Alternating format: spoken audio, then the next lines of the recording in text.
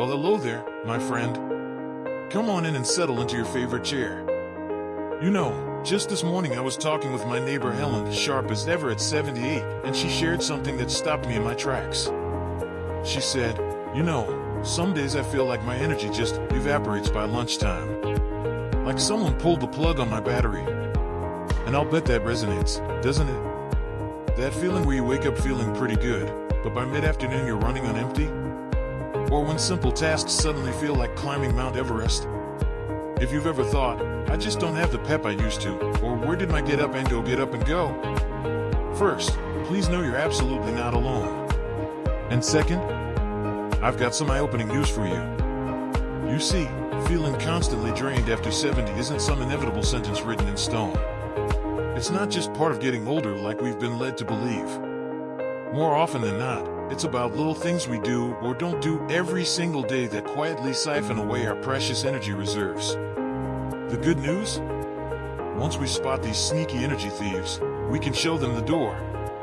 That's exactly what we'll uncover together today. 6 common mistakes that might be draining your vitality without you even realizing it, and simple, practical ways to turn that around. Think of it like finding hidden leaks in your energy bucket and patching them up one by one. So let's start with something that might surprise you as our first energy zapper, skipping the sunshine. Now, I'm not talking about getting a tan or spending hours outdoors. But many of us tend to become what I call indoor hibernators as we get older, especially if getting around takes more effort. We might only leave the house for appointments, or spend whole days inside our comfortable nests. Here's what happens. Our bodies absolutely thrive on natural daylight. It regulates our internal clock, that circadian rhythm that tells us when to be awake and alert versus when to wind down for sleep. Without enough morning light exposure, that rhythm gets fuzzy. You might find yourself feeling drowsy during the day yet wide awake at 2 a.m. Plus, sunlight is our best source of vitamin D, and low vitamin D levels are directly linked to fatigue. The fix? Simple. Try to get at least 15 to 20 minutes of morning sunlight within an hour of waking. Sit by a sunny window with your breakfast, have your coffee on the porch, or just stand at your open door and breathe the fresh air. If mobility is an issue, even sitting near a sun-drenched window makes a difference. My friend Stan started doing this while reading his morning paper, and he told me it's like his body finally remembers what awake feels like.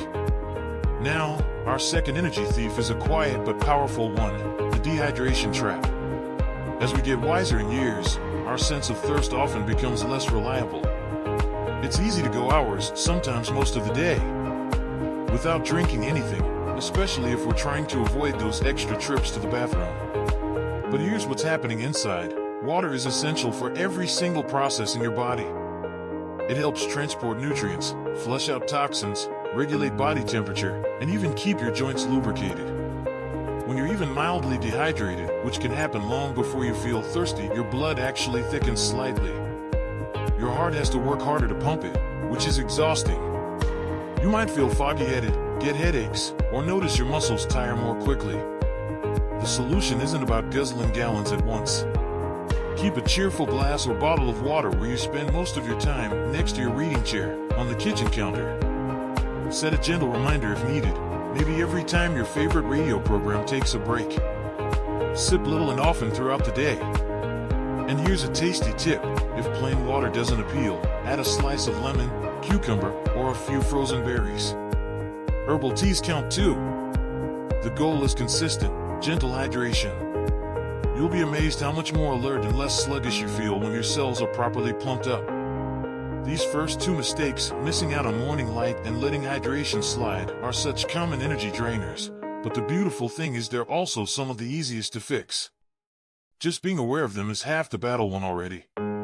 Small changes here can make a real difference in how you feel day to day.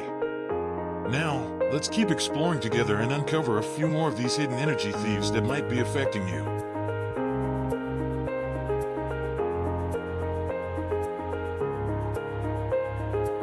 Isn't it something how those little habits we hardly notice can have such a big impact on how we feel all day long? We talked about how catching those morning rays and keeping our water glass topped up are like giving our bodies a gentle wake-up call and keeping the engine running smoothly. Simple shifts, but oh, the difference they can make. Now, let's uncover a couple more of those sneaky energy thieves that often creep into our routines, especially when life gets a bit quieter or moving around feels like more effort than it used to. Our third common mistake is one that feels comfortable but quietly saps our stamina: sitting too much, the stillness trap. Now, please don't misunderstand me, rest is vital, especially when our bodies need it. But it's incredibly easy, isn't it, to settle into our favorite chair for the morning news, and then find we're still there hours later? Maybe we get engrossed in a book, a crossword puzzle, or the gentle hum of the television.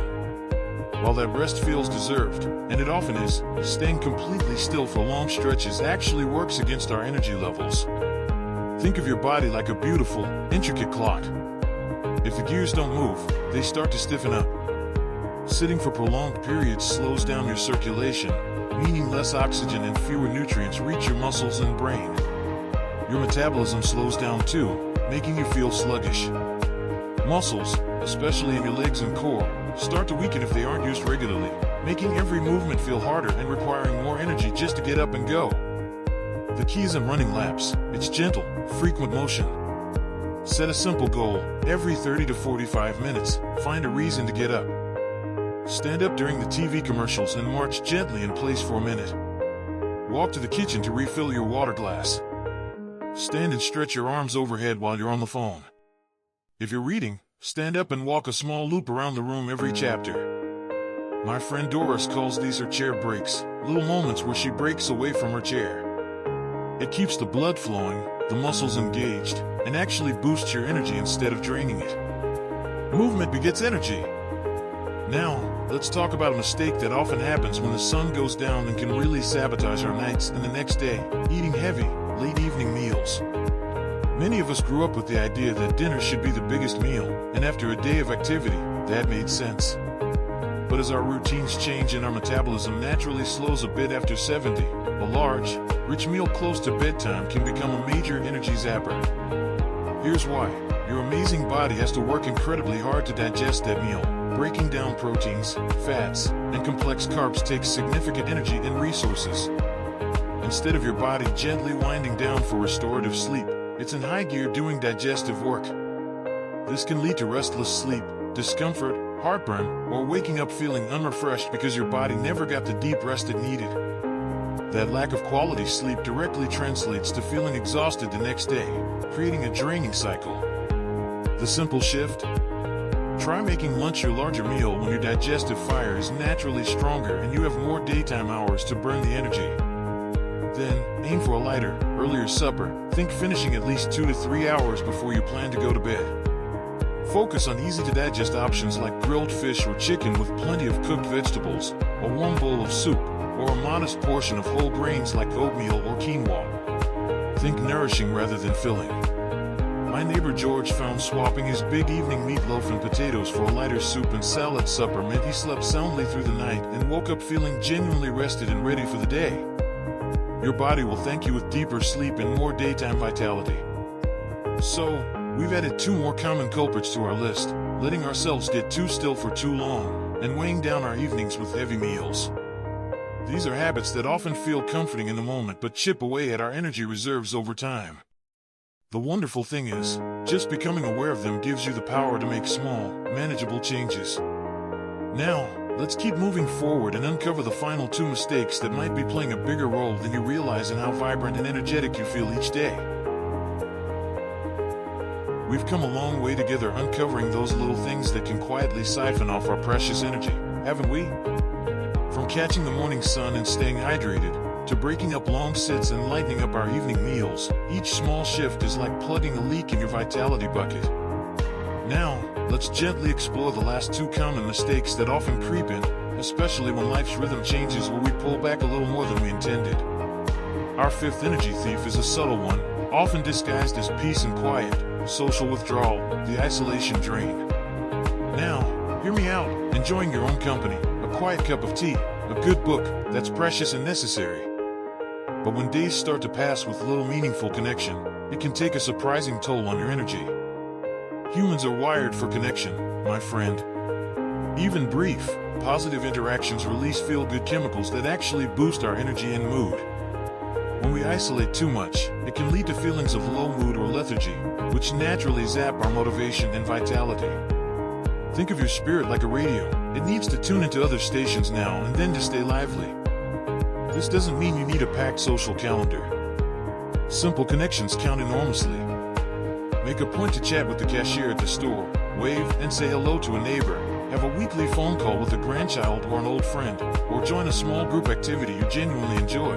Maybe a gentle exercise class, a book club at the library, or even a coffee morning. If getting out is difficult, consider video calls or even exchanging letters. My friend Marge started having a weekly porch visit with her neighbor, just 20 minutes sitting outside together, and she found her whole outlook and her energy felt brighter. Connection fuels us. Finally, let's talk about something that happens right on our plates: skipping protein throughout the day. As we get a little older, our bodies become less efficient at using the protein we eat to build and maintain muscle. Muscle is our metabolic engine. It burns calories even at rest and gives us the strength for everything we do. If we don't get enough protein consistently throughout the day, we start to lose muscle mass. And less muscle means less strength, slower movement, and, you guessed it, less energy. Many folks tend to eat lighter meals or snacks that might be heavy on carbs, like toast, crackers, or cereal, but light on protein. The fix? Aim to include a good source of protein at every meal and snack. It doesn't need to be a huge steak. Think an egg with breakfast, some cottage cheese or Greek yogurt with lunch, a handful of nuts or a slice of cheese for a snack, beans in your soup, or a palm-sized portion of chicken, fish, or tofu with dinner. Spreading it out helps your body use it best. My neighbor Arthur started adding a spoonful of peanut butter to his morning oatmeal and having a hard-boiled egg with his afternoon tea, and he noticed he felt steadier on his feet and had more endurance throughout the day. Protein is the building block of your strength and energy. So, there we have them, our 6 sneaky energy thieves. Missing morning sunshine, letting hydration slide, sitting too long, heavy late meals, pulling back from connection, and not getting enough protein spread through your day. Just look at that list. None of them are huge, overwhelming things, are they? They're habits, little routines that slipped in. And the beautiful news is, because they're habits, we can gently reshape them. You don't need to tackle all 6 at once. Maybe pick just one that really resonates with you, one that feels manageable to start with this week. Try catching those morning rays, or keeping your water glass full, or adding a bit of protein to your breakfast. Notice how you feel.